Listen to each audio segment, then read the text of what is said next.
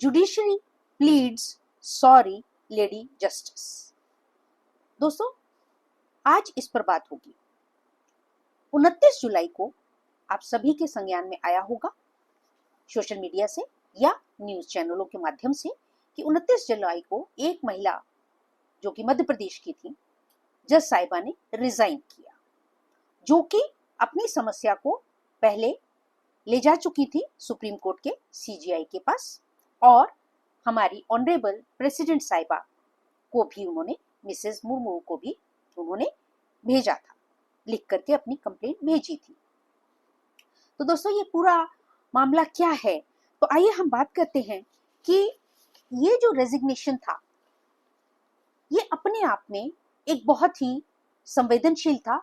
और ऐसा क्यों हुआ, कब हुआ ये रेजिग्नेशन, जबकि वो दोबारा से उनको कर दिया गया था, बहाल कर दिया गया था जॉब पर। लेकिन जिस डिस्ट्रिक्ट जज साहब के खिलाफ इन्होंने शिकायत दी थी सेक्स हैरेसमेंट की और पार्शियलिटी की, कास्ट फेवरेटिज्म की, तो उनको जैसे ही हाई कोर्ट में एलिवेशन मिला, प्रमोशन मिला, हाई कोर्ट मध्य प्रदेश में उनका डिस्ट्रिक्ट जज से प्रमोशन हुआ, तो अभी वह अपना कार्यभार संभाल भी नहीं पाए थे, उन्होंने शपथ ग्रहण नहीं किया था, इन मैडम ने जो है रिजाइन कर दिया। ये कौन है? ये हैं अदिति गजेंद्र शर्मा, ऑनरेबल जस्टिस रही। और दोस्तों, ये बहुत ही जो है आपके लिए अचंभे की बात होगी कि 6 लेडी जस्टिस को एक साथ में टर्मिनेट किया गया था एमपी की जो हाई कोर्ट है उसके द्वारा। दोस्तों, ये जो उनका रेजिग्नेशन था वह पीछे बहुत सारे प्रश्न छोड़ गया, और उन्होंने, मैडम ने जाते जाते ये कहा, जुडिशरी हैज फेल्ड मी, ऐसा उन्होंने कहा। तो देखिए, यहाँ पे बहुत सारे क्वेश्चन उठते हैं दोस्तों कि क्या मौजूदा समाज में अभी भी महिलाओं के प्रति, महिला नौकर पेशा महिलाओं के प्रति एक असामाजिकता है, अनटचेबिलिटी है? मौजूदा मानसिकता क्या है समाज की महिलाओं के प्रति? दूसरा, जो सुप्रीम कोर्ट में कोलिजियम सिस्टम है, क्या उस पर रिफॉर्म होना जरूरी नहीं है? उस पर भी सवाल उठते हैं कि जिस जज साहब के खिलाफ पेंडिंग था, जिसके खिलाफ कंप्लेंट की गई थी, तो उनको जो है प्रमोट कर दिया गया। ये ऐसा ही लगता है जैसा कि आप अक्सर देखते हैं कि जब भी करप्शन का कोई केस होता है, किसी अधिकारी के खिलाफ होता है, तो उसको प्रमोट करके किसी दूसरे जगह पे ट्रांसफर कर दिया जाता है, वहां से उसे हटा दिया जाता है। तो ये वैसा सा ही कुछ नहीं लगता आपको? अब एक और क्वेश्चन कि क्या कंप्लेंटकर्ता से एप्रोप्रिएट पूछताछ की गई थी, उससे एप्रोप्रिएट एविडेंसेस लिए गए थे, उससे एप्रोप्रिएट तथ्यों की जानकारी को लिया गया था? क्या जिसके खिलाफ कंप्लेंट हुई थी उससे एप्रोप्रिएट जांच हुई, पूछताछ हुई, उनसे उनकी कोई गलती न होने के एविडेंस लिए गए ऑनरेबल कोर्ट द्वारा, ऑनरेबल सुप्रीम कोर्ट द्वारा? और दोस्तों, सिर्फ ये कह देना कि material on the records was insufficient to establish the charges, अक्सर जैसा कि इंक्वायरीज होती हैं तो उसमें यही लिखा जाता है। तो क्या यह लिख देना ही सही न्याय है? क्या शिकायतकर्ता को न्याय मिल गया? क्या जुडिशरी की महिलाएं ही जब अपने लिए न्याय नहीं ले पा रही हैं दोस्तों, तो देश भर की महिलाओं के लिए क्या ही न्याय हो सकता है? क्या उनको मिल रहा है? जब जो पावर में है, जो खुद जज साहिबा हैं, उनको नहीं मिला न्याय। दोस्तों, 2023 में 6 महिला जजेस को जो है टर्मिनेट किया गया। तो ये सवाल उठता है और कहा गया कि साहब अनसेटिस्फैक्टरी उनकी परफॉर्मेंस थी। तो क्या उस समय में मध्य प्रदेश के सभी पुरुष जज साहिबों की प्रोग्रेस सेटिस्फाइंग थी? उनमें से किसी को टर्मिनेट नहीं किया गया? क्या पुरुष जितने भी जजेस थे उनके खिलाफ कोई भी पेंडिंग शिकायत थी या नहीं थी? उस समय में क्या उनको टर्मिनेशन की जरूरत नहीं थी? जिसके खिलाफ पेंडिंग थी, क्या वह सेटिस्फैक्टरी था उसका परफॉर्मेंस? यह भी सवाल उठते हैं। अब दोस्तों बात रही कि यहाँ पे जो 6 महिलाएं हैं उनके ये कौन कौन थी, और उसमें से 4 को वापस बहाल किया गया और 2 को फिर भी छोड़ दिया गया। जिनको छोड़ दिया गया उन 2 में से ही यह महिला अदिति, हमारी जस्टिस अदिति गजेंद्र शर्मा थी। दोस्तों ये महिलाएं हैं, देखिए इनका जानना आपके लिए अति जरूरी है। ये हैं दोस्तों जस्टिस वरकाडे, ज्योति वरकाडे, सुश्री सोनाक्षी जोशी, सुश्री प्रिया शर्मा, रत्ना अतुलकर जोशी। और ये जो 2 महिलाएं थी दोस्तों, ये इन चारों को दोबारा से बहाल किया गया, यह भी टर्मिनेट हुई थी। और उसके बाद में जो रह गए थे वो थे अदिति शर्मा। इन्होंने अगेन फाइट किया, कंप्लेंट किया, सुप्रीम कोर्ट तक गई, प्रेसिडेंट साहिबा को लिखा, उसके बाद इन्हें जो है बहाल कर दिया गया। लेकिन एक जो है सरिता चौधकर, वो जो है रह गई, उनको नहीं लिया गया, उनको बहाल एज ए जज नहीं किया गया। दोस्तों बात रही कि अब ये जो टर्मिनेशन हुआ था इसका बेसिस क्या था, क्यों हुआ था?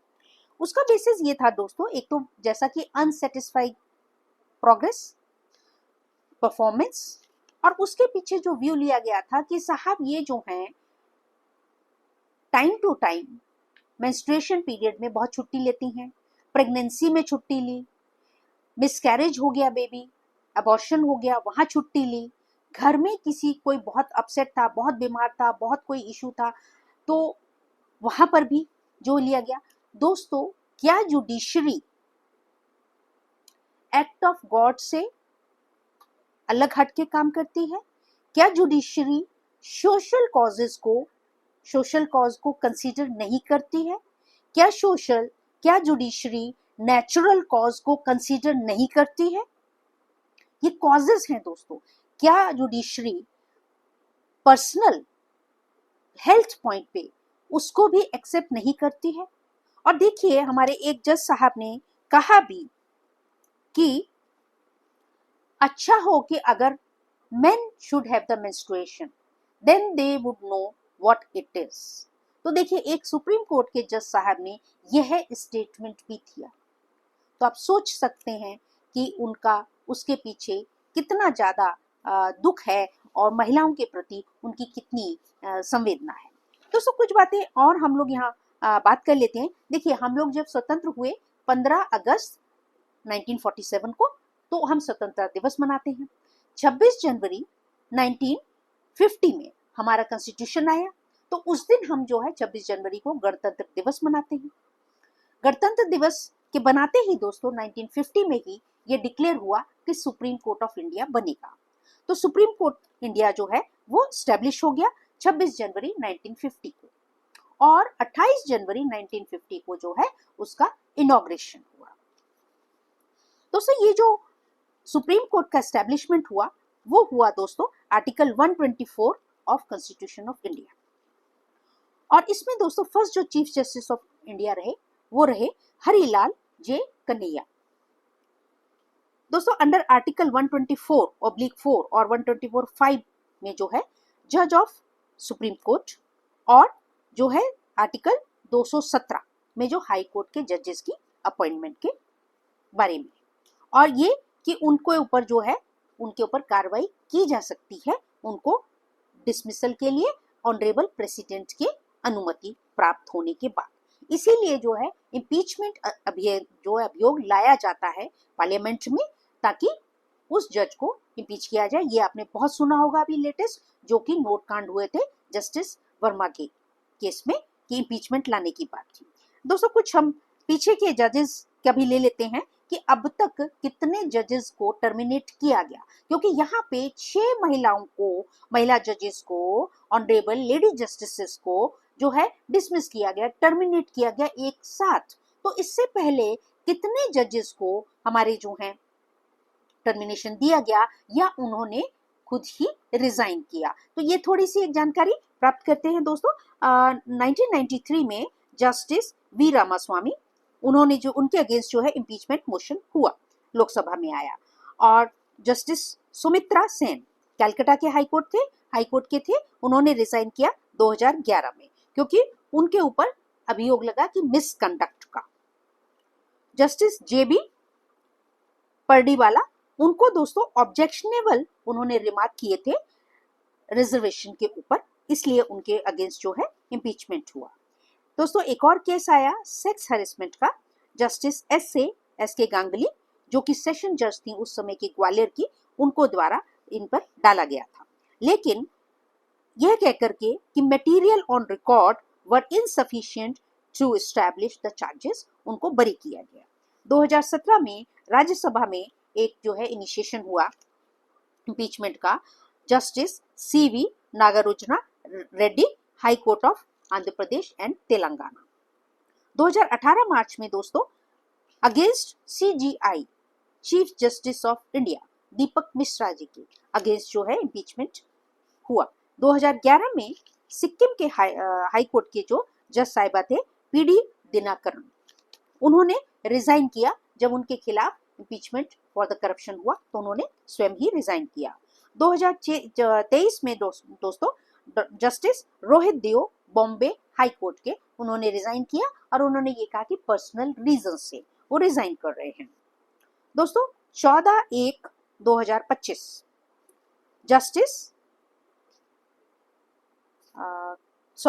दोस्तों, तो इस प्रकार से दोस्तों आप देख रहे हैं। और फिर ये बात आई 2023 में जो है 6 महिलाओं को टर्मिनेट किया गया और उसके बाद उन्होंने फाइट किया जो अदिति शर्मा है और उनको बहाल किया गया। लेकिन जैसे ही उन्हें पता चला कि जिसके खिलाफ उन्होंने कंप्लेंट डाली थी उनको जो है प्रमोट कर दिया गया है और मध्य प्रदेश के हाई कोर्ट में ही उनको जो है जज बनाया जा रहा है, तो इन्होंने रिजाइन करना ही बेहतर समझा और ये कहा कि judiciary has failed their daughters, judiciary has failed मी।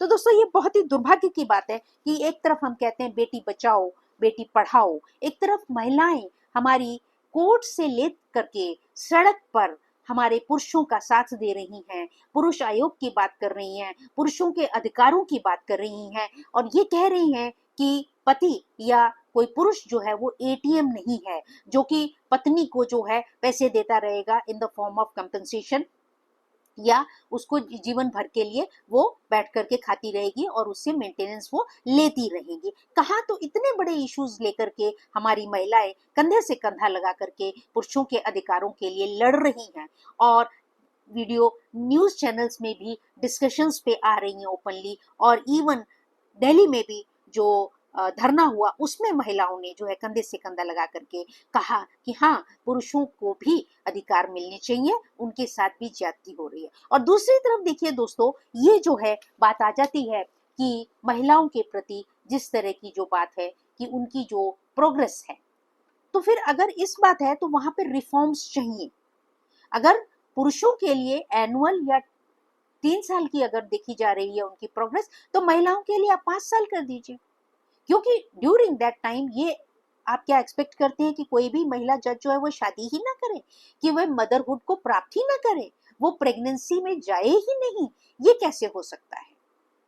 ये तो बहुत ही, क्या आप उनसे बॉन्ड भरवा रहे हैं कि भाई आप अगर जज साहिबा बनना चाहती हैं तो आप प्रेगनेंसी में नहीं जाएंगे, आप छुट्टियां नहीं लेंगे, आप इससे ज्यादा छुट्टियां नहीं लेंगे? क्या ऐसी प्रोसेस एंड प्रोसीजर्स हैं? तो दोस्तों इस तरह से ये रेजिग्नेशन है, ये जो है इसने बहुत सारे जो हमारे जुडिशरी के प्रोसेसेस हैं, प्रोसीजर्स हैं, जिसमें कि लोगों की जस्टिसेस की हमारे जो उनकी अकाउंटेबिलिटी या उनकी प्रोग्रेस को देखा जा रहा है। और कहीं पर तो दोस्तों अकाउंटेबिलिटी ही नहीं है, कोई जज साहब कुछ भी दे देते हैं, न्याय दे देते हैं, ऑर्डर कर देते हैं जो कि जस्टिफाइबल होता ही नहीं है। ये भी आप जानते हैं अच्छे से, बहुत लोग हैं। और अभी रिसेंटली शायद आपने भी देखा होगा कि बहुत था कि एक सुप्रीम कोर्ट के जज साहब ने कहा, पुरुष वकील से कहा कि भाई ठीक है हम तो आपके क्लाइंट को न्याय दे रहे हैं लेकिन आप हमें क्या दे रहे हैं? मतलब कि वहां पे अब मेल पुरुष हैं, वकील साहब हैं, तो वह धन दे, उनको धन का अर्पण करें, और महिला है तो वो अपने तन का अर्पण करें कि भाई आपके हम क्लाइंट को न्याय दे रहे हैं तो आप हमें क्या देंगी? क्या ये जस्टिफाइबल है? क्या ये दुर्भाग्य नहीं है हमारे जुडिशियल सिस्टम का, हमारे भारतीय जुडिशियल, हमारे इतिहास का? तो इन पन्नों को दोस्तों देखना होगा, पलटना होगा, समझना होगा, बूझना होगा। और सबसे बड़ा सवाल दोस्तों जो कॉलेजियम सिस्टम का है, काफी समय से चल रहा है, आप सभी वाकिफ हैं दोस्तों, कॉलेजियम सिस्टम चाहिए ही क्यों? जैसे कि आईएएस के लिए यूपीएससी है और इंजीनियरिंग सर्विसेज के लिए यूपीएससी है और जुडिशियल सर्विसेज का भी एग्जाम होता है, तो फिर इसी तरीके से प्रमोशन के लिए भी ऑल ओवर इंडिया अलग अलग एग्जाम होना चाहिए।